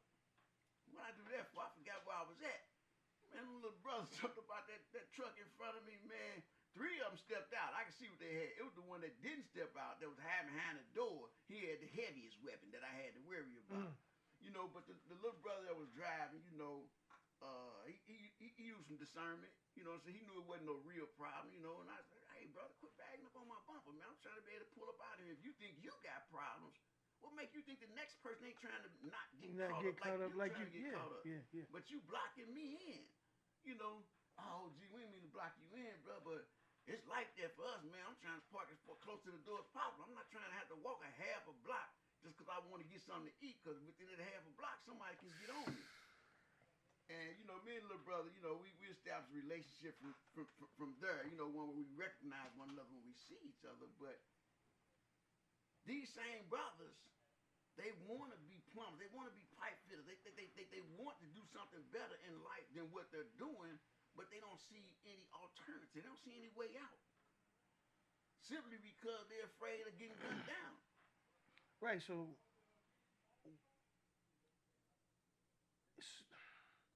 with the rate of that, you see what I mean? With the rate of these, you know, people doing just little shit, and you got to worry about this the rest of your life. You see what I mean? So, and life is so instant for them. Yeah.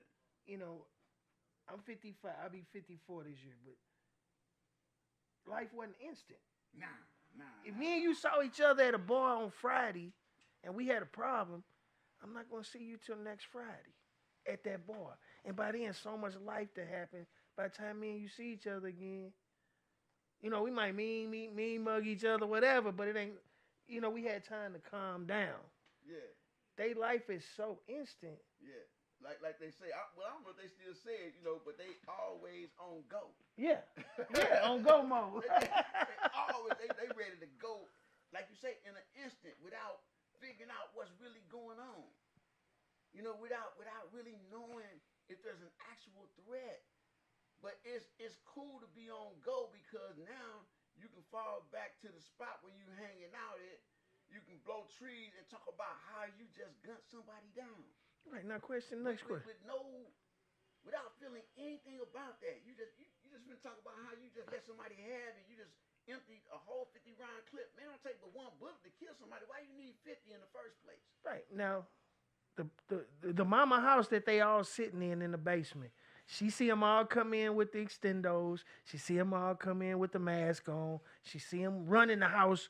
The police, you know, she's seeing all this. Yeah. And you know, it's that house. It's always that one. Yeah. Everybody go hang out. You know what I'm saying? Because mama don't, you know, this ain't no shot at nobody particular, mom, but it is those parents that don't give a shit because they raise their kids for that. Some of them taught their children. That's what I'm saying. So, do the parents need to take any of the responsibility or the blame for they this? need to take full accountability. Not only the ones that taught their children this, but the ones that sit back and not so much afraid of their children, but afraid of losing their relationship with their child because they're trying to teach them the right way to go. You know, you're going to sit here and close your eyes. You know, you tell them, y'all got to go in and out the back door. You don't want them going in and out the back door because they tracking up your carpet like grandma used to tell us. They want them going out the back door so they don't have to see what they doing. So they can say that, I don't know what he do. He go in and out the back door. You know what he doing? Mm-hmm. Man, the stuff they smoking is so loud. You can smell it. Come on now. You can smell it on the coming through clothes. vents. Yeah, on the it's clothes. on the clothes and their hair. And then you hear the conversations. You know, if a guy come in your house and he's sitting in your house and he still ain't took his hood off, man, you in the house. Take your hood off in my house. What you got your hood on for? You got to be living some type of way. It's different. You know, but that's why, man. Now I'm be honest with you though. Those brothers and sisters that used to work for Cure Violence and many of them now work for Show Me Peace, they putting in some work. Okay. Cause they reaching these youngsters, man. But it's those of us that are doing the work that's supposed to support the work that they're doing that are falling short. You know, some of our organizations, they're more, and the youngsters know it. They're more concerned with reporting the numbers than they are reporting the success stories. Because it takes some work.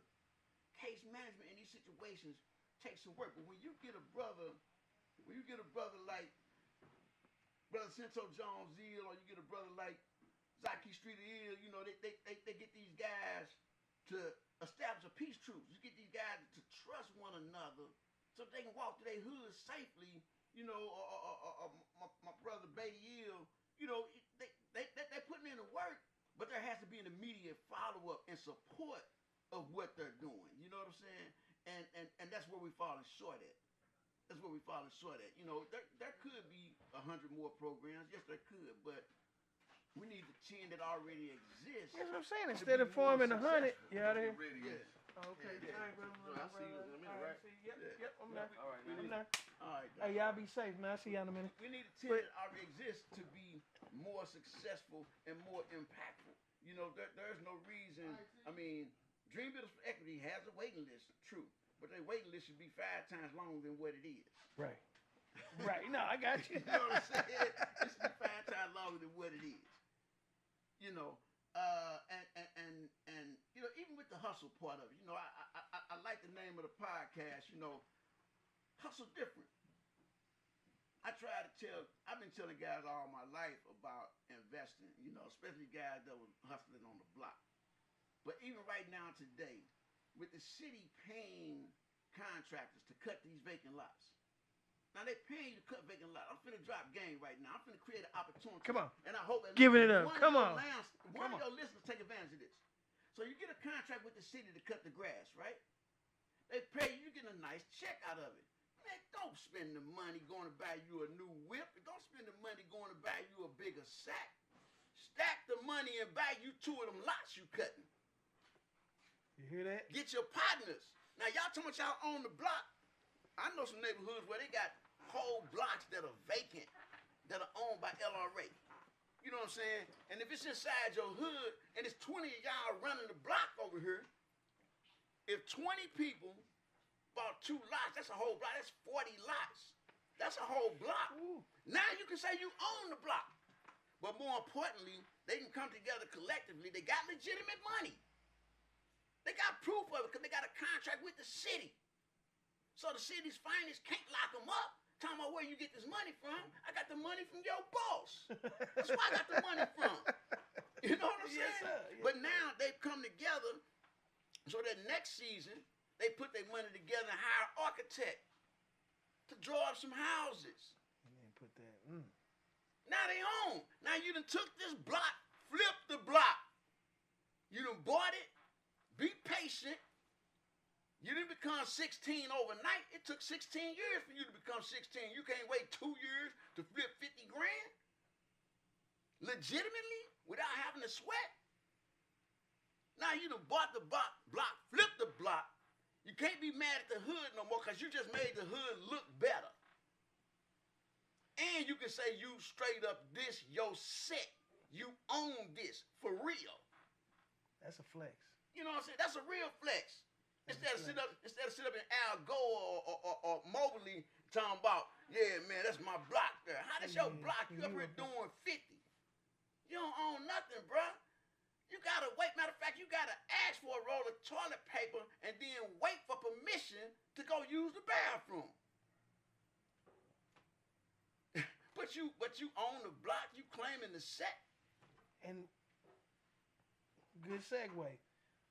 Why aren't there more? It seemed like the guy that went to jail, and this, and I know a lot of guys went. Everybody know me. Ain't no shot at nobody that have been in jail. We'll leave that there. Why do they get more accolades than the guy that didn't? On the street, on your block. Yeah. What you say is 14 houses on your block. Everybody your age, maybe the ones between the 10-year span up or down. Right. You got the guy that was the drug dealer. Right. You got the guy that was the killer. Right. The guy that was the football player. Right. You got the guy that's the boxer. You got your dentist that grew up over here. You know what I'm saying? All that stuff. And they all come from the same block. Yeah. But the guy that went to jail seemed to be like the kids want to listen to his story than listen to the one that actually showing you the right blueprint of walking it down all the way. What the hero syndrome. What's up with that? That's the hero syndrome. We suffer from it badly. Even our generation did, but you take hip hop, for instance.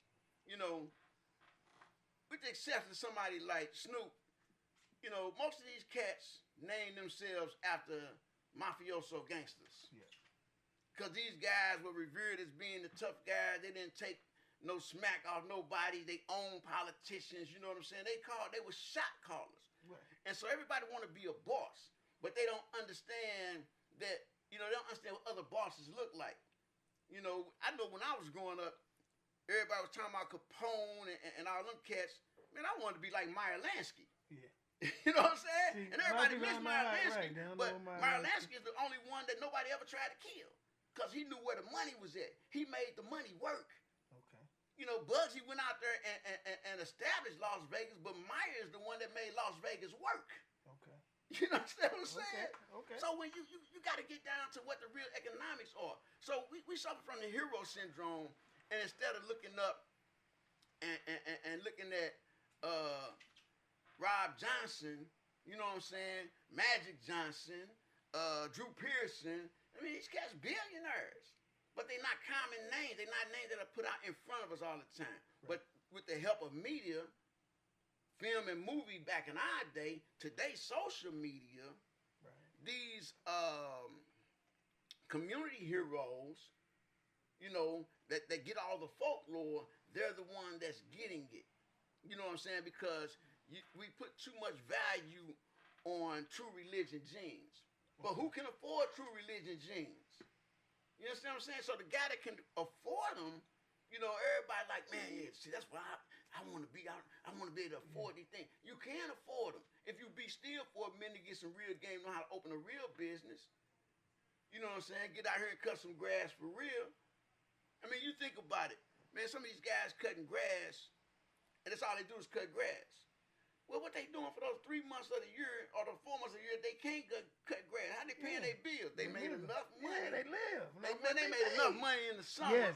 that they could take 3 months off. So now you're talking about going on vacation for real. Yeah. You cut grass for 8 months, and then for the next 4 months, you're in Tahiti chilling. Yep. In your villa in Tahiti. Yep. I remember, man, when I was growing up, it's Walgreens there now, where even the Walgreens are closed down. But on Union and Page, or rather on Union and Maple, there was a laundromat there. And this was the first brother I saw driving a Rolls Royce. First brother. And, I was a little cat. I'm walking around, and this older guy of Jewish lineage stayed in these apartments on Cabinet. Okay. And he wholesaled a lot of different stuff. So I was going to him, he was giving me rain bonnets, keychains, little small stuff that you sell for $1 or whatever, right? And I'm walking through the hood, so I'm doing all right though. And the brother that owned the laundromat pulled me to the side. He said, man, I like the path you're on, little brother, but I want you to understand something. Don't get greedy. I'm like, what you mean? He said, man, quarters stack quicker than dollars. I'm like, man, is you crazy? How quarters stack quicker than dollars? He said, you see that quart right there? So I bought that off these washing machines. And you can't put nothing but quarters in them. Ain't nobody counting quarters. They just throwing them in the bucket. So they definitely stack quicker than dollars because you're not spending it. Right. You're saving it. Right. But the dollars don't stack as fast because as soon as you get a certain amount, as soon as you can buy, as soon as you can afford the latest Nikes or the latest retro Nikes that they want $2,000 for, and a pair of True Religions, you know, or some rock revivals, you going and spending it. So your money ain't staying in your pocket. But that change you ain't spending, you don't even think it holds value. Yep. You know what I'm saying? But it does. Money is money. Yep. It takes 100 pennies to make $1. I don't care if it came in the form of paper. It still takes 100 pennies to make that $1. True. And that brother said that to me, and he owned 3 laundromats. And this brother was riding smooth. And think about it. How many times you see the actual owner of the laundromat in the laundromat? Right. They got an attendant sitting up in there. Well, where he at? What he doing? What he doing? Why? You know what I'm saying? Right. He out there living. Yeah, he out there living, man. Cats that own, a lot of the lounges used to be owned by guys that worked at the post office, GM, or Chrysler. And they still was going to work while they owned their lounges. On top of And that. then they'd come in the evening, all their co-workers Come to their lounge. come to their lounge to hang out with them. Why were they hanging out there? Because the person had personality. Just same way they come hanging out your house with you, they come to the lounge to hang out because they like being around you. You're a fun person to be around. Right, good So they wasn't getting paid off the liquor. They was getting paid off their personality. Yep. So when we teach these young brothers and sisters about that, man, you are the bag. You talking about you chasing the bag. You got to understand, now you ain't got to chase the bag. You chasing yourself. You are the bag. When you understand you are the bag, now you can get the money. Because you're making it yourself. But things have gotten so hectic out here nowadays. You know, the brothers got to run around with these masks on. They can't see themselves. The sisters, you know, young sisters, you know, it's their first love, so they trying to impress the brother. They've done some things that have other brothers treating them like they men. You know what I'm saying? Because they had the heart to set them up, rob them, and do all this stuff. So therefore, they getting abused because they was in love. They getting abused simply because they want to impress this dude and do anything for him just for him to love them back. Right. You shouldn't put a sister in the position where she got to do that just to feel love from you. But we, you know, like I say, that's where the programs come in at. And you got programs that teach these things along with other things, but they're not all in the same program. Right. But now you run into the problem, how do you expect these brothers and sisters to attend all these programs, and most of them are young parents. And even if they're not young parents, they got to feed themselves on a day-to-day basis, so they got to make money. They got to make money. You know what I'm saying? So they can't keep attending all these programs unless they are structured in a certain way where one feeds the other. Okay. So we got to get those directors of these programs out of their silos and get them to understand how they have to work collectively, how they have to collaborate to change the mindset of our youth. I remember it was a continue ed school when I was. Is it continue ed still open? Do you know that? That's hard to say.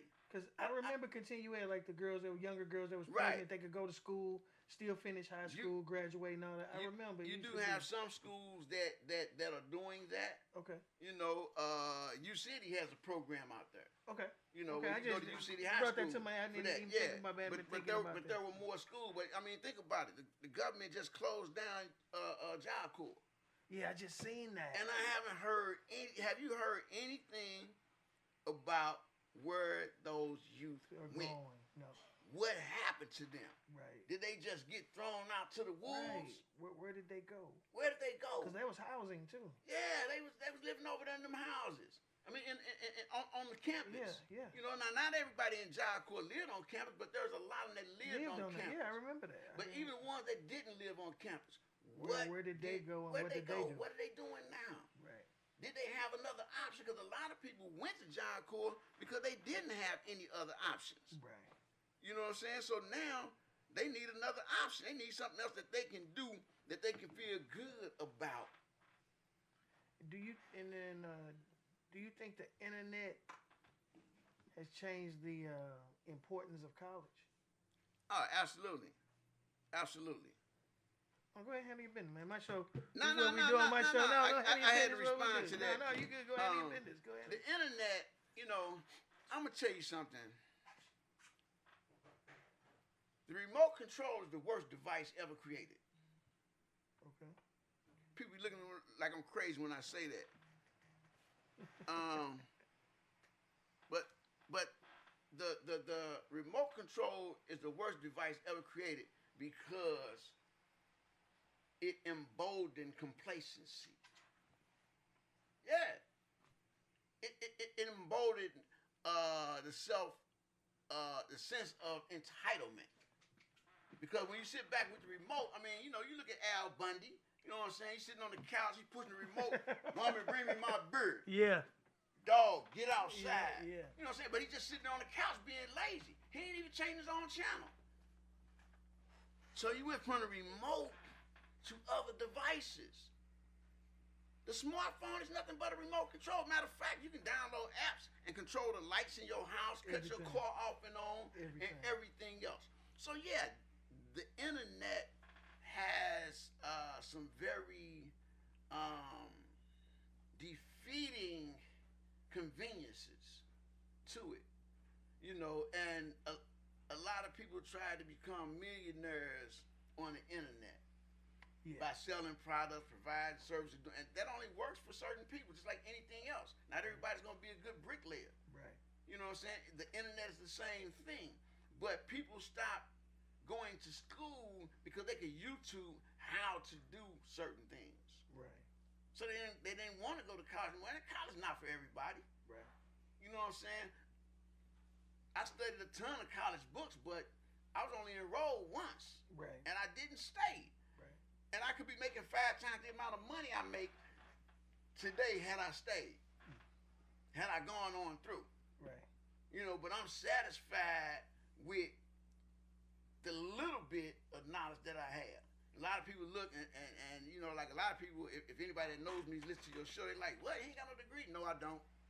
Not that type of degree. I don't have a degree that somebody bared witness to how hard I studied and what grades I made, because that's what happens when you go to college. You got somebody that can confirm you know this. Right. Because you had to pass a certain battery of tests and different things of this nature. So you have proof. Versus someone like myself that studied economics, studied finance, studied urban development on my own. But until I build an institution or open a business that bears witness to my knowledge, there's no proof. Nobody knows it. Right. And nobody's gonna pay me for what I say I know or what I sound like I know. Gotcha. And so the internet does that because everybody can sound clever. And I'm glad you brought that up, because I love AI. But I love AI from an investment perspective, not from a utility perspective. Right. And before AI, I mean, AI has been out. People need to understand AI is not new. Yeah, no, you know not new. It was a movie back in 2000, early 2000. But it was out before then. I'm just saying. Yeah, even before then, you know, it's been there. But you know, I mean, your calculator is AI. You know what I'm saying? And you go ask Texas Instruments, when did they open their business? Right. You know what I'm saying? IBM. How old is IBM? IBM started with AI. You know what I'm saying? You put that data card in there, it recorded it, but it has to go back and search for it. How does it search for it? The information that you put in there, it had to have some form of automated intelligence built into it in order to go back and search for whatever you recorded and put on those reels. You know, but what I'm getting at is this. You know, you had iRobot, the movie, come out. You know, Will Smith did an outstanding job and everything. You know, man, the graphics on that was amazing. Yeah. And so everybody's scared that, man, they finna build robots to take over. The robots are already built. They're programming the robots. There aren't going to be humanoid machines. There are going to be humans who function like machines.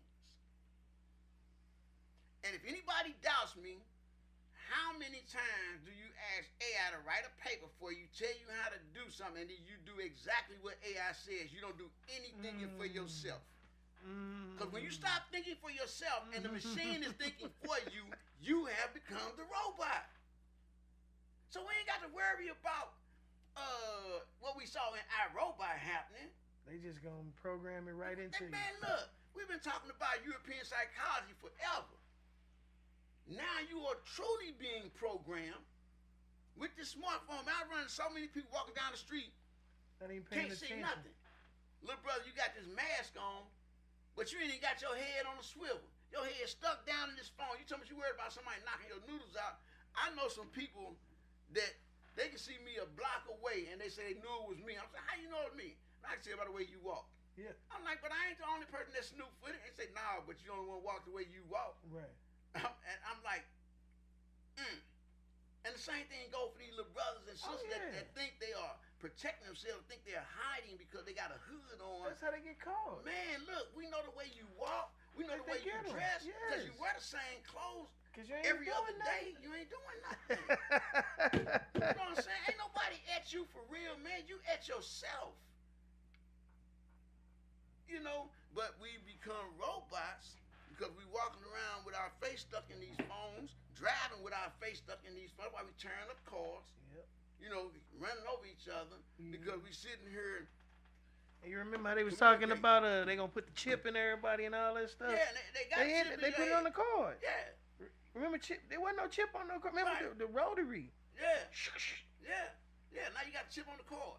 It's just like being in your hand because you ain't going nowhere without this. Man, look. So they can tell your movement. They can say the last thing you did, last place you was at. Let me tell you where they experimented with this here. How many people you know got their dogs chipped? Oh yeah. But ain't nobody Me? trip off that. But they experimenting right now. How do these trip come out? They talk about right there in our face, y'all. Right there in our face, y'all. You know they chipping dogs. Right you know there in what I'm our face, y'all. You know, you got certain companies you work for, they got a chip in your hand where in order to get in the building, yeah, it exists. What? High level, high security places, because they don't want people being able to take hot the chip screen from a punch pad because whatever numbers you punch all the time, they're the most worn out on the keypad. And you can see that. You know what I'm saying? Or somebody from afar off with some binoculars on. Can watch you punch. Man, anything you saw in a movie is happening. It's real. Man, it ain't real in the movie. I say, who thought of it? Did a human think of that or did the movie think of that? Oh, the writer for that. So you think he's the only one that can think along them lines? Right. As a matter of fact, a lot of what happens in a movie, they copying and exaggerating something that happened in real life. Right. I say that all the time. Man. It got to be some reality to it. Man, nothing but reality to it. Got to be some reality. You know what I'm saying? But we're missing the boat, man. And you know, it's crazy how much we refuse to pay attention to what's happening right in front of us. And we'll accept it, you know, and I'll go back to hip hop. Even with everybody, all the old school hip hoppers and even the last generation before the one now coming out saying, oh man, I destroyed my community because I bought into that mindset and nah, we shouldn't be acting like B's and H's. We shouldn't be doing that to each other. But the powers that be that run the music industry have gotten it in such a way now where you don't have a choice but to sell out or you're not even getting in. Yeah, you're not playing it. At first they let you in and then they made you change. Now you can't even get in unless you mumbling, sipping, and blowing. You're not getting in. They promote nothing but ignorance. Then you get the money and then you realize, first of all that money you wanted was a loan. Yeah. That's why you broke in in the end, because everything you should be getting, you got to pay it back. You got to give it back.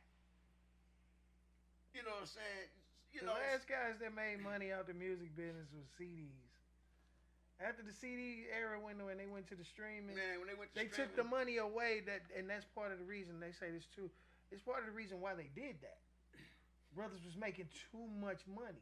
way too much money. They was like, hold up, wait a minute, we loaned you $1 million and you paid us back in 2 months. So they mean the rest of these 5, 6 years I gotta pay you? Man, look, no, they took that right away. I salute Master P, but at the same time, they knew, nah, we got to hear him cut a deal with this cat, because if everybody catch on to what he doing, we not gonna make no money, because P was pressing his own CDs, selling them out the trunk. He ain't need no store, no nothing. All he had to do was want to be in the streets all day, and he was already doing that. So you get in the streets all day, you selling these CDs, you got hot music, you making it, man. Master P and Prince, these cats was putting out a new CD every month, sometimes 2 a month, and selling them. Yep.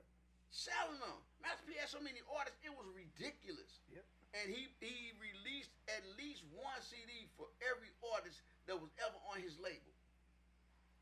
And they had to get out there and grind and get it, you know, and he took the same approach to selling CDs that they took to selling crack. You got $10 rocks, okay, I got $10 CDs. Hustle different. You still got the same goal, getting the money. We're working it the same way. Working it the exact same way. Just a different product. Working it the exact product same you ain't way. got to worry about. Man, Police can pull up and you can show them what you got here. This is what I'm selling right man, here. look. I saw a artist, a local artist from here in St. Louis who has national acclaim. Well, he's part of a group that has national acclaim. And I was in U City up at Venice Vinyl. Okay. And so somebody that had been talking crazy about they clique and what they gonna do and how much money they getting and everything. This particular brother, and crazy, I knew this brother before he even got famous. Me and his big brother, you know, we went to Baden Elementary together. Okay. You know what I'm saying? And we was talking to him when he was little, but he stepped to this guy and slapped all his CDs out of his hand in front of Venice Vinyl. Stepped on him and told him, man, get up out of U City. You ain't from out here. You talking that nonsense. Now you gonna come on our set and try to sell your music? Wow. But it's legitimate music, though. Wow. What's the difference between that and that other thing Right. that ones be doing? It was still the same consequence, still the same mentality. I'm not promoting that. You But ain't got he's to like, be no gangster. come on my But set. it was the same approach to that. Same approach to that. You know, it's like, man, okay, well, you don't like what we doing? You don't like how we grooving? All right, well, you're going to have to answer for that. Because we getting our money. And by you sprinkling salt on our name, you know, you trying to you messing with our money. Yeah, trying to at least. And this money legit. And they didn't make that type of music that highlighted the street light. Right. They didn't make that. They wasn't promoting drugs. They promoting kicking it. Right. You know what I'm saying? But they wasn't promoting drugs and violence and everything. Right. You know what I'm saying? But it existed. It existed, so you didn't have to. They made it known you didn't have to go that route, and so many other artists did. But you know, we suffer from the hero syndrome, man. And what's most popular, what appears to be most popular, is what we want. Is what we gravitate towards. What's easy access back to remote control. I don't have to work hard to get it this way. To get it the respectable way, I gotta work too hard. No, you ain't got to work too hard. All you got to do is love what you're doing. All you got to do is really want it. So introducing them to opportunities through organizations like Dream Builders for Equity, sitting down, getting mentored by brothers from Show Me Peace, Missouri. You know, going down. I think we had them on our show too. I think we had to Show Me Peace on our show. Probably more than likely you did. Yep. More than likely you did. Like you know, man, them brothers, man, look, them brothers in the fire. Cause he said they go towards the gun. When Man, they hear the gunfire, yeah, them my guys. Them my guys. I'm talking about they walking down the set. I mean, yeah. I know one brother, man, Ryder went on, he doing bigger and better things, but he's still involved in creating opportunities because he comes back and gets young brothers and sisters off into the roofing industry. But Rod told me that they walked up on sets, man, and you didn't see anybody until they got to where they couldn't get out. Then all of a sudden, cats was coming out of gangways, and I'm talking about coming out of gangways like, man, if you don't say the right words, you not leaving. Right. You know what I'm saying? And they had to stand there and be fearless. Being fearless doesn't mean not showing any fear. Being fearless means carrying out your mission, Right. regardless of what's going on. And man, these cats was walking down on Terry, man, and talking to these guys, man, and getting them to be still and call peace with these cats on, I think it's Northland or Norwood or something. You know, that little set over there was really beefing. You know, and they were able to do that, one, because we cut from that same cloth, so we understand the language. You know what I'm saying? Then some of those brothers had just came home from prison or whatever, so they wasn't that far removed in age from the little brother that they was talking to. But they run to the fire. They ain't running away from it. So they got that love and that respect from our brothers and sisters. But if we not supporting them, if they willing to run into the fire, when they come out of the fire, it's like a real fire. You got the firemen, they run into the house and they bring out the dogs, they bring out the babies and everything, but they hand them off to the paramedics. Yeah. So they got to be ready. Right. So the paramedics heal them on the spot. Attend to them on the spot and stabilize them, but then they take them to the hospital. Now the surgeon deal with them. Then after the surgeon deal with them, the nurse deal with them. Right. So it's a whole system of healing that's going on, and we got to enact the same system of healing with our youth, the ones that want it. And I ain't gonna worry about the ones that don't want it, because you know what? When they see everybody else getting it, they gonna want it.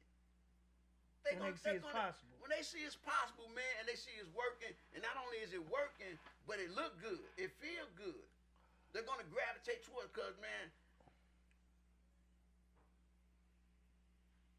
I can't say that I've actually met one youngster that's happy with the life they living right now. They might look like they happy with it, but in truth, they're not. And how do I know? I'm co-owner of Masco Records. Okay. You know, and my man Tweezy, what up, 1, 2? You know what I'm saying? They do a little show up in here too. You know, that's the first time I was up in here. I was up here talking. Now I can't think of the name of their show right now, but I wouldn't shout it out if I did. Oh, yeah. But you know, Tweezy gave me the name Diesel. Okay. And I'm like, man, Diesel. I know my name starts with a D, but why Diesel? You know, and like, man, because you be rolling through here like a Mack truck trying to shut everything down. Man, we trying to kick it and have fun, man. And you always strictly business. I say, well, it's a business. This ain't no amusement park, bro. Right. You know what I'm saying? But as I bagged up and I started listening to them, man, I found out that there were guys that would hang out in the studios because they were homeless. They didn't have nowhere to go. Mm-hmm. So they end up strung out, bopping, doing X, because that's what you do, you know, on that particular scene. Not because that's what they wanted to do, but in order to be able to stick around, they had to do what everybody else was doing. Okay. So they popping pills, they smoking and whatever, but they can't wait till it's okay to fall in the corner and go to sleep, just to get some safe rest for a couple of hours. That's crazy. But when the session over, they got to get up and go. They hoping the guys is cool with whoever on the studio, because that way they can be there all night. They don't have to leave until in the morning, you know. But it's the only time they got some rest, you know. And if they didn't leave until in the morning, it was safe, because 9 out of 10, everybody looked for them was at home sleep, right? Because they've been up all night looking for them. You know what I'm saying? So we got to set up a system of healing, man, that redirects them, man, and gives them a sense of self-worth. Okay. Teach them about, you know, true values, valuing their life, valuing their presence, knowing that they got something to offer, man. Because I met some cats that came in, they was able to do some things for us, social media-wise, that I couldn't do. You know, either because I didn't have the time, and most times because I simply didn't know how to do it. Right. You know, but they understood it because they spent so much time on their devices. They knew what social media platforms we needed to be on. You know, I was just on the most popular one. They was like, yeah, that's the one everybody's talking about, but here's 3 more that's pretty much underground where people are really at, really, and where you can really out. share your music, man. And through that, we were able to do shows in Memphis. We was able to do shows down in Mississippi, you know, and I appreciated that in them. So I showed them the entire Grammy submission process. Okay. Because they didn't realize that they could, as independents, submit music to the Grammy. I'm like, yeah, you know, everybody that wins, you don't hear about. You just hear about the most popular people. Right. There are far A more lot of people people, it's winning hundreds of awards. people, yeah. Man, it's getting awards and the Grammys for all type of different stuff. Oh, yeah. So when I introduced to the process, man, look, all it takes is for you to release this music publicly. And if you released it on the internet, you can submit it for a Grammy. Now you got to submit it to the Academy for them to look at it and judge it, you know, and know whether or not it's a quality product or not.